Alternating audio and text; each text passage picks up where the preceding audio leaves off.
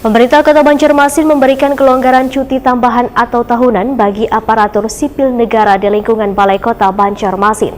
Tujuannya untuk mencegah penumpukan kendaraan pada puncak arus balik Idul Fitri 1444 Hijriah. Pengambilan cuti tambahan ini tetap ada batasan yang harus ditaati.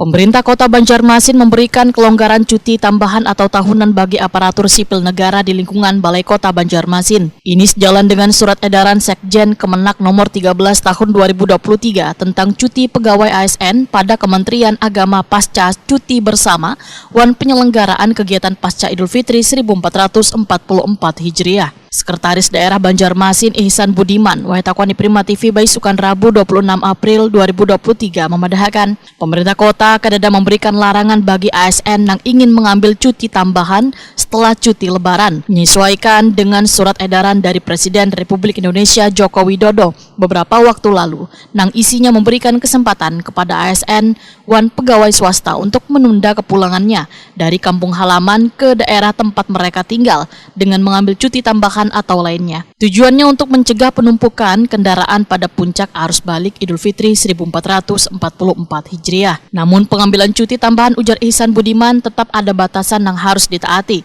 yaitu di setiap SKPD yang melakukan cuti tambahan kada boleh melebihi 30% dari jumlah pegawainya agar pelayanan tetap terlaksana dengan baik. Sanksinya pun akan diberikan pada SKPD yang melanggar aturan tersebut. Sehingga masing-masing SKPD diminta untuk mendata pegawainya yang masuk kerja setelah cuti lebaran 1444 Hijriah. Jadi karena sebenarnya tidak ada lagi pelarangan terhadap cuti sambungan ya. Dari cuti bersama kemudian dilanjutkan dengan cuti tahunan lainnya, itu sebenarnya tidak dilarang lagi. Namun ada edaran dari BKN, nah ini pembatasan. Jadi ada kontrol terhadap cuti itu. Di tiap SKPD itu maksimal 30%. 30% dari jumlah pegawai yang ada itu yang bisa melakukan cuti. Sehingga itu tujuannya pelaksanaan pemerintahan, pelayanan masyarakat tetap bisa dilakukan. Nah, untuk di pemerintah Kota Banjarmasin sendiri, hari ini nanti akan saya instruksikan, saya perintahkan kepada masing-masing SKPD untuk melakukan inventarisasi lagi terhadap seluruh pegawai di lingkungannya masing-masing, berapa yang melakukan cuti lanjutan, kemudian berapa yang tidak melakukan cuti, nanti itu akan akan kita lakukan evaluasi lah sama-sama. Sementara itu, Kepala Dinas Komunikasi Informatika wan Statistik Banjarmasin Windiasti Kartika menyatakan pegawai di lingkungannya masuk kerja setelah sepekan cuti lebaran berkisar 90%.